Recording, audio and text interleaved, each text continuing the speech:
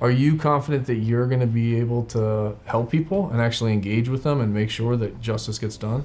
Absolutely, right? I've spent the past 10 years of my life on the other side. I've been on the side of the government. I've watched how money goes out. I've ensured that money doesn't go to the wrong people. I've ensured money goes where it belongs.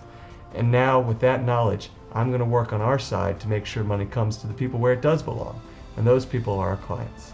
And it seems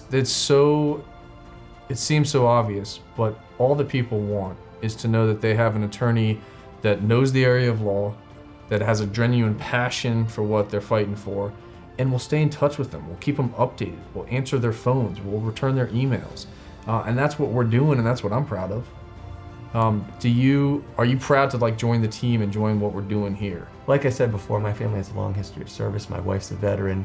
I think helping out folks who've given so much to our country is something that I'm extremely passionate about and excited to do. And I think with anything you do, you have to have passion. Because if you're not interested in it, or it isn't something that motivates you, then eventually you'll lose steam. And I think it's important that both you and I and our whole team are passionate about this, that we actually care, we genuinely care about helping folks who are down there.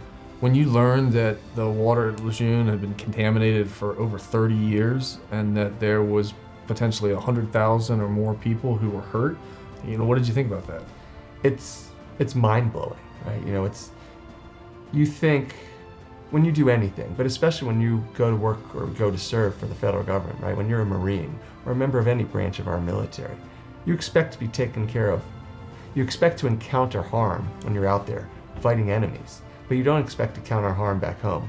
You don't expect for your parents to encounter harm, for your loved ones to encounter harm, for your unborn children to encounter harm.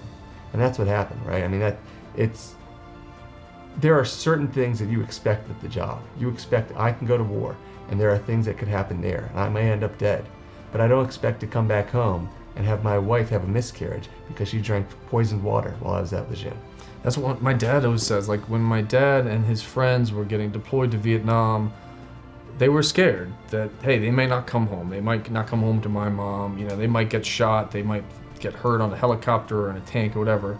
But it never crossed their mind that the water they're drinking during training or the water that their loved ones were drinking back in base could be poisoned and was going to do things to their bodies then that was going to manifest years later in cancer and Parkinson's and all these horrible things that have changed their lives.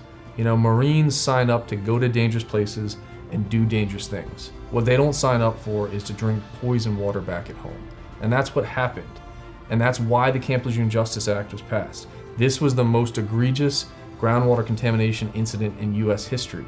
And I am proud that the government is finally realizing and trying to right that wrong. And it's going to be our job to hold the government to task, to make sure that the money that has been allocated to this actually goes to the men and women, the Marines, the moms, the dads, the children who were hurt by this poison water.